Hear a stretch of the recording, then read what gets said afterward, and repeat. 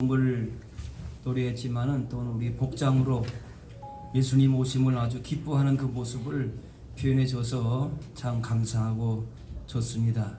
할렐루야. 예수님 탄생할 당시에 이스라엘 백성들은 경제적으로 굉장히 궁핍했고 정치적으로는 주권과 자유가 없었습니다. 그래서 사람들은 로마의 압제로부터 독립해서 정치적인 자유를 얻고 또 경제 수탈에서 벗어나고 싶어 했습니다. 구원자가 와서 다윗 왕 때에 세운 이스라엘의 영광을 다시 원했습니다.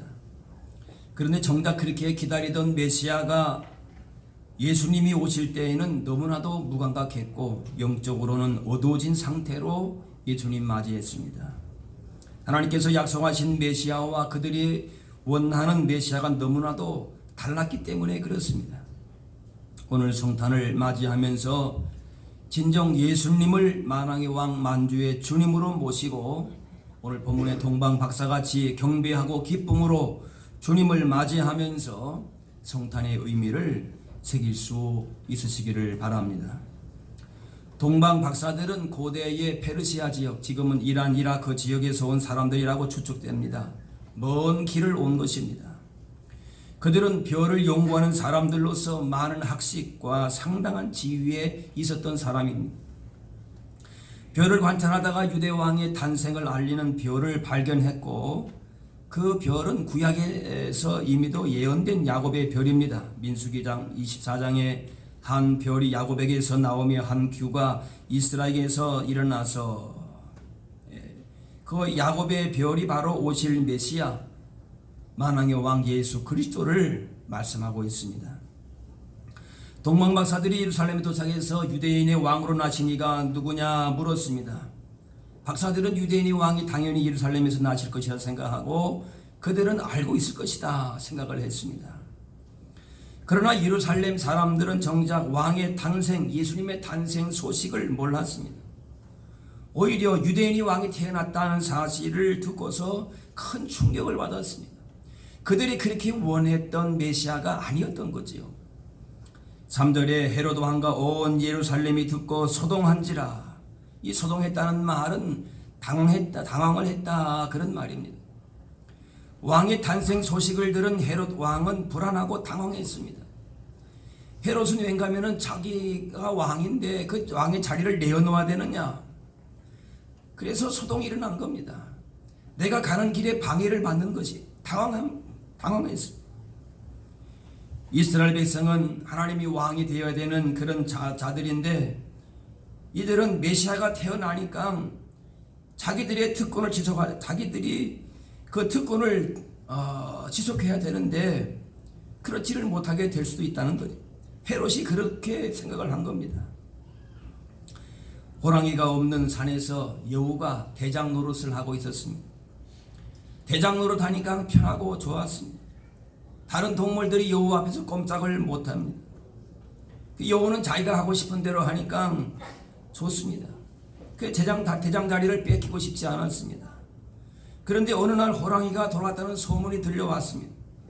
그 소문을 듣고 여우가 자기가 대장인데 다른 대장이 있다는 것을 받아들일 수가 없는 것이. 그런데 문제는 사실은 여우가 대장이 아니었다는 거예요. 만약에 다른 동물들이 여우가 대장이 아니었다는 사실을 알고 호랑이가 대장이다라고 하는 걸 안다면은 더는 대장 노릇을 할 수가 없었겠지요.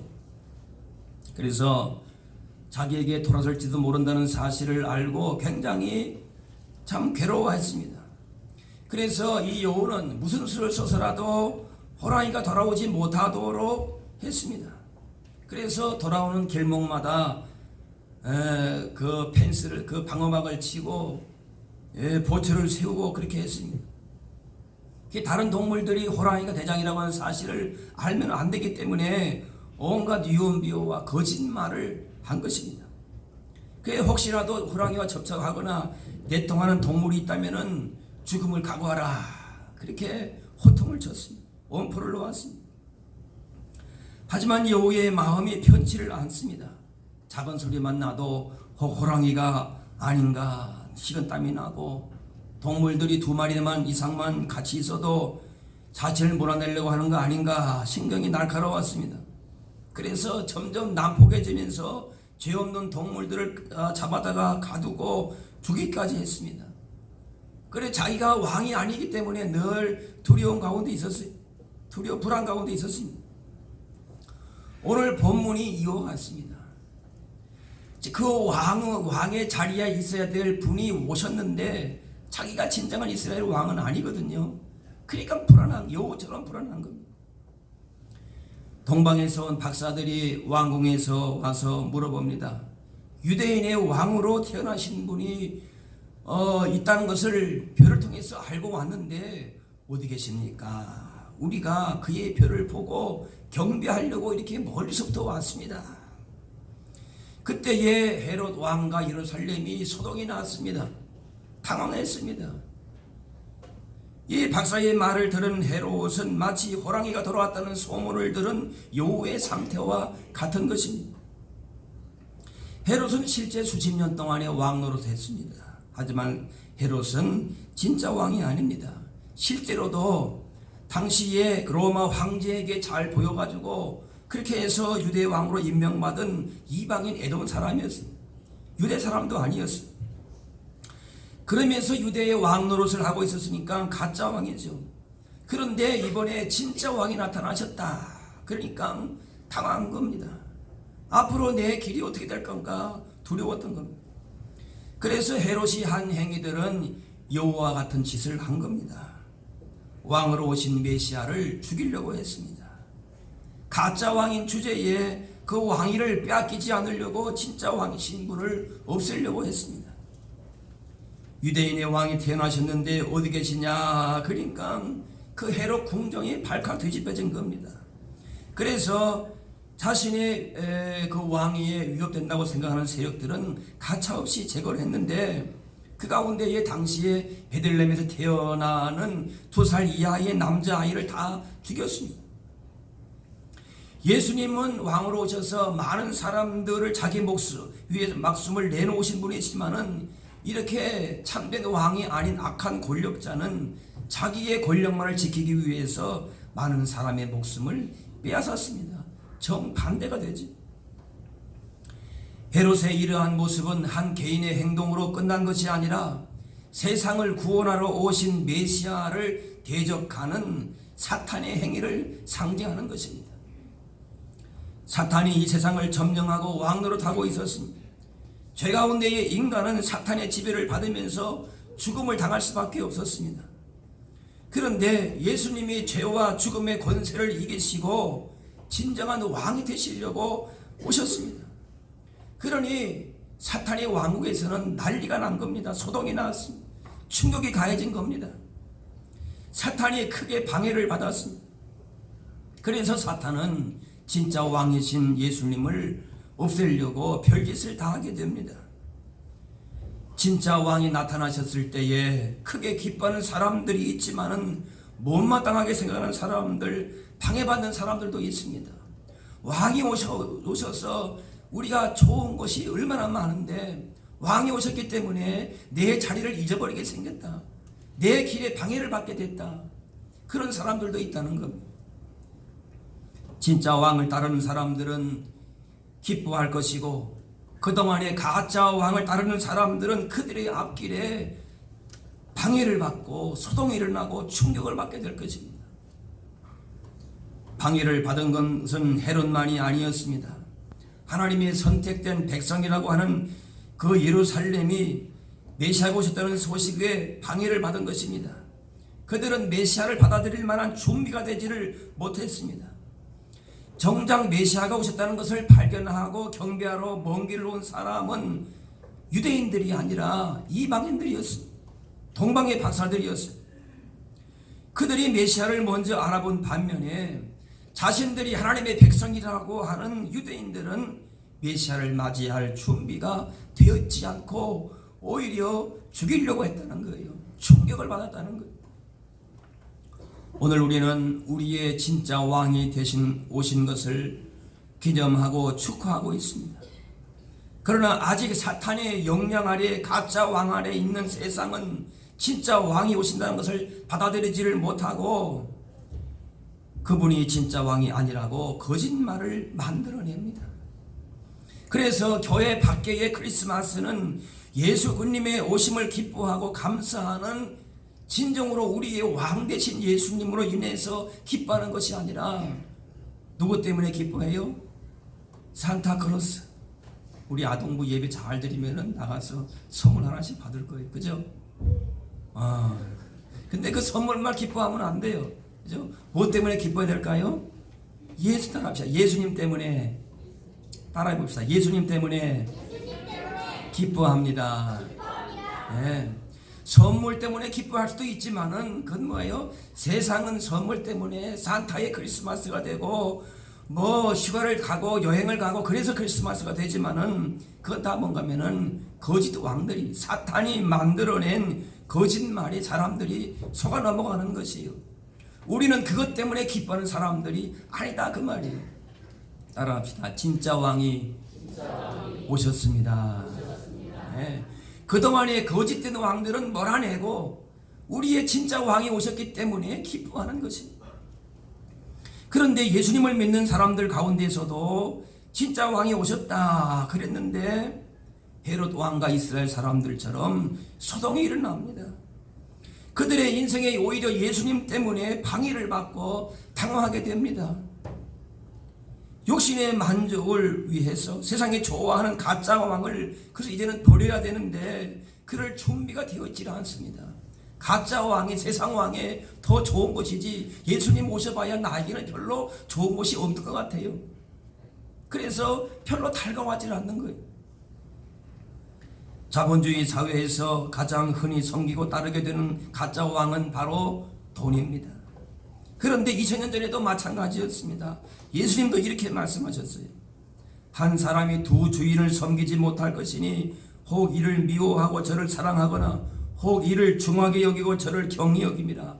너희가 하나님과 재물을 겸하여 섬기지 못하니라. 어떤 사람들은 물질의 지배를 받고 또 자신의 성격의 지배를 받고 있어서 예수님의 왕되심 앞에 온전히 무릎을 꿇지를 못하는 겁니다. 다 건드려도 이것만은 안 됩니다. 이것만은 놓지 못하겠습니다. 이것이 여전히 나에게 실적인 왕입니다. 놓지를 못하는 거예요. 무엇이든지 우리가 하나님 앞에 나오지 못하도록 가로막는 것이 있다면은 그것이 돈이든지 성숙하지 못한 신앙 인격이든지 그것은 우리 위에 왕 노릇하는 가짜 왕입니다. 오늘 우리의 진짜 왕이 오셨습니다. 진짜 왕이 오시면은 이러한 가짜들은 모두 물러나고 사라져야 합니다. 구약 사사기에 보면은 그런 말씀이 자주 나옵니다. 그때에 이스라엘에 왕이 없었다. 하나님이 이스라엘의 왕이신데 왕이 없었다는 얘기는 하나님을 왕으로 인정하지 않고 자기의 생각대로 자기의 주장대로 자기의 자존심 가지고 자기 원하는 것을 가지고 가짜 왕을 만들어서 마음대로 사는 것이에요. 하나님을 믿는다고는 하지만은 정말 왕이 예수님이 하나님이 되지 못하는 거예요. 그래서 이스라엘에 왕이 없었고 자기의 소견대로 자기의 판단하는 대로 그렇게 살았더라. 그러니까 정작 왕이 오셔도 즐거워할 것이 없어요. 내 인생에 방해만 되는 겁니다. 진실한 그리스도인으로 살지 못하도록 붙잡고 있는 그 가짜 왕의 지배에서 벗어나서 진짜 왕이신 예수 그리스도 앞에 순전한 마음으로 무릎을 꿇는 복된 성탄이 되실 수 있기를 바랍니다. 하나님께 내어드려야 할 왕의 자리에 세상에 온갖 거짓된 것으로 포장된 모습들이 있지 않은지 돌아봐야 될 것이요. 헤롯은 동방박사들을 안심시키고 그들을 베들레헴으로 보냅니다. 속으로는 아기 예수를 어떻게 하면 죽일까 하지만 겉으로서는 나도 예수님께 경배하겠다. 자신의 욕망을 위해서 왕 되신 예수님께 자리를 내어주기는 싫지만은 겉으로서는 경배하겠다. 이중적인 모습을 보입니다. 입술로는 예수님을 경배한다고 하지만은 욕심의 정욕과 안목의 정욕과 이생의 자랑으로 인생의 주인 자리를 내어드리지 않는 것입니다. 예수님을 왕으로 모시면은 그리스도와 함께 영원토록 왕 노릇할 것이지만은 내가 왕이 되려고 하면은 결국은 예수님을 대적하는 사탄의 왕국에 그냥 절개밖에 안 되는 것이. 예수님은 단지 우리 육신의 만족을 충족시키는 대상이 아닙니다. 우리의 경배의 대상이시고 우리를 다스릴 왕이십니다. 그러므로 먹든지 마시든지 뭘 하든지 간에 주님께 합당한 경배와 영광을 드릴 수 있어야 할 것입니다. 오늘 2절 말씀에 우리가 동방에서 그의 별을 보고 그에게 경배하러 왔노라 합니다. 동방 박사들에게 지도가 없었어요. 나침반이 없었습니다. 오직 그들을 그렇게 멀리에서 인도한 것은 뭔가 하면은 따라합시다. 그의 별을 보고 그에게 경배하러 왔노라. 우리가 예수님을 경배하기 위해서는 그의 별, 예수님을 우리가 봐야 될 것이, 바라봐야 될 것이. 인생길에서 미래가 불투명하고 어떤 길로 가야 할지 몰라서 방황하고 지치고 피곤할 때에 세상의 수많은 헛된 별들을 따라가지 말아야 될 것이. 명예와 물질과 헛된 별들이 많이 있어요.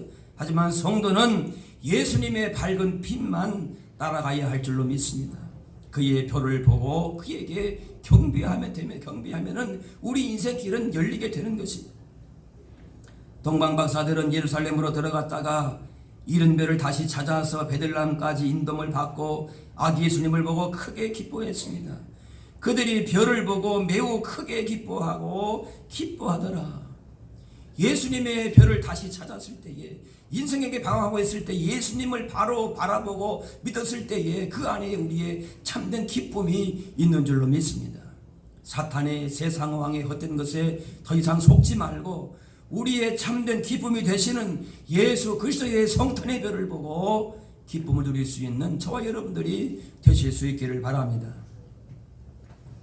메시아가 탄생한 곳을 가르쳐 주어도 한 걸음도 움직이지 않는 자들과 되지 말고 예수 그리스도를 왕으로 모시고 그분께 경배하는 그 자리에 나가야 될 것입니다. 탄생 소식을 듣고 제자리에만 있을 것이 아니라 그의 별을 보고 그분에게로 달려나가야 되는 것이죠. 동방박사들은 마곡간에 누인 아기와 모친 마리아가 함께 있는 것을 보고서 엎드리고 아기 예수님께 경배하고 황금과 유황과 모략을 예물로 드렸습니다. 이 마곡간은 더럽고 누추한 곳입니다. 그런데 박사들은 당시로서는 고귀한 신분이 높은 사람들이었습니다. 그러나 이 누추한 곳에 있는 아기 예수님께 왔을 때에 경배했습니다. 왜 그랬어요? 그 예수님이 어떤 분이신지를 알았기 때문에 그분 앞에 무릎을 꿇은 겁니다. 예수님 앞에 나올 때에 박사들처럼 세상 지위와 자존심을 내려놓고 겸손하게 엎드려야 될 뿐입니다.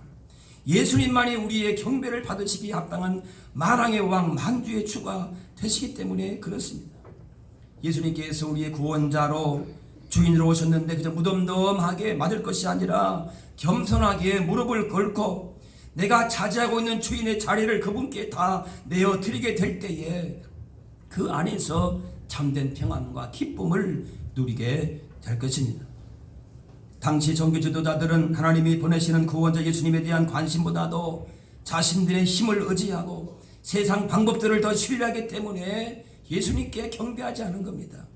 내가 더 의지하는 것이 있다면 예수님께 온전하게 겸손하게 나아갈 수가 없습니다. 예수님 말고도 나의 도움될 게 많이 있거든요. 그러니까 그걸 더 좋아하기 때문에 나를 다스리실 메시아가 굳이 필요가 없고 오히려 예수님 때문에 내 인생에 방해가 된다. 경배할 이유가 없는 거지요. 하지만 우리에게 참된 생명의 길, 영원한 기쁨의 나라로 인도하실 분은 우리의 진정 왕이 되시는 예수님이십니다. 우리를 가장 좋은 길로 인도하시는 주님이 비추시는 빛만 따라가면은 그 길이 영광의 길이 되고 복된 길이 되는 것입니다. 아기 예수님을 기쁨과 영광 중에 맞이한 동방 박사같이 진정 예수님을 우리 인생의 만왕의 왕으로 만주의 주님으로 경배하고 그 기쁨과 감사를 함께 나누면서 전할 수 있어야 할 줄로 믿습니다. 오늘도 여전히 우리 가운데 비치시는 예수님의 빛에 인도하심만 따라가게 되면은 그 가는 길이 비록 험하고 어려울지라도 먼 길을 달려가는 그 힘든 과정이 있다 할지라도 결국은 예수님의 그 빛을 따라가는 그 길 가운데에 형통의 길이 있고 생명의 길이 있고 영원한 복된 길이 있게 되는 것입니다. 성탄은 우리를 만나시기 위해서 주님께서 친히 찾아와 주셨습니다. 하늘 보좌를 버리시고 낮은 이 땅까지 찾아오셨습니다. 영원한 세계에서 유한한 세계까지 오셨습니다. 하늘 보좌에서 마국간까지 찾아오셨습니다. 그렇게 먼 길을 마다하지 않고 찾아오신 단 하나의 이유가 있다면 바로 우리를 향한 사랑 때문이었습니다. 오직 탐험가이고 또 지금은 구호 팀장으로 활동하는 한비아 씨라고 하는 분이 있습니다. 그분이 그건 사랑이었네라고 하는 책에서 그녀를 그렇게 오지로 달려가게 할 수 있었던 힘, 재난 지역에 생명을 걸고 달려갈 수 있었던 것은 바로 사랑 때문이었다. 그렇게 고백합니다. 이렇게 말합니다. 마음을 다 털어놓고 나니 알 수 있었다. 세상과 나를 움직이는 게 무엇인지 보였다. 세상을 향한 그리고 자신을 향한 내 마음, 가장 밑바닥에 무엇이 있는지 또렷하게 보였다. 바로 그것은 사랑이었다. 한비아 씨가 모든 것을 걸고 달려가면서 생명을 걸고 찾았던 것도 결국은 그 밑바닥에는 사랑이었다. 그런 결론이었습니다.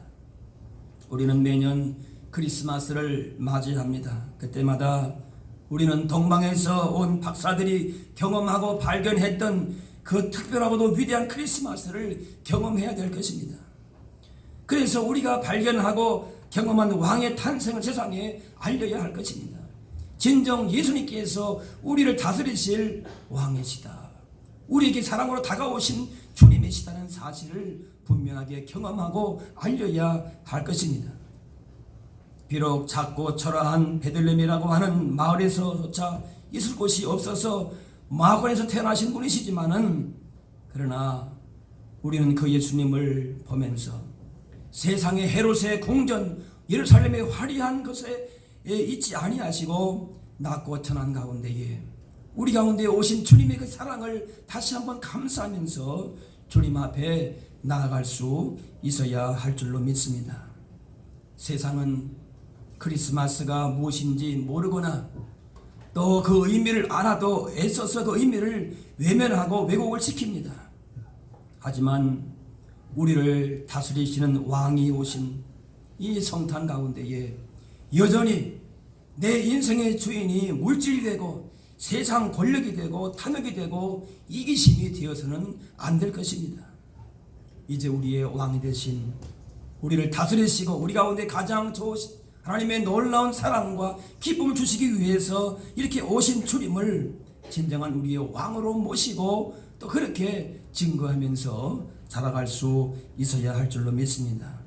크리스마스를 통해서 왕으로 오신 그분을 만나고 그래서 우리의 인생이 주님이 오신 그 성탄의 기쁨과 감격을 통하여서 거기서부터 변화가 되고 새로워질 수 있는 이번 복된 성탄이 되실 수 있기를 주의 이름으로 축원합니다. 축원합니다. 기도하겠습니다. 사랑의 아버지 하나님, 은혜와 사랑을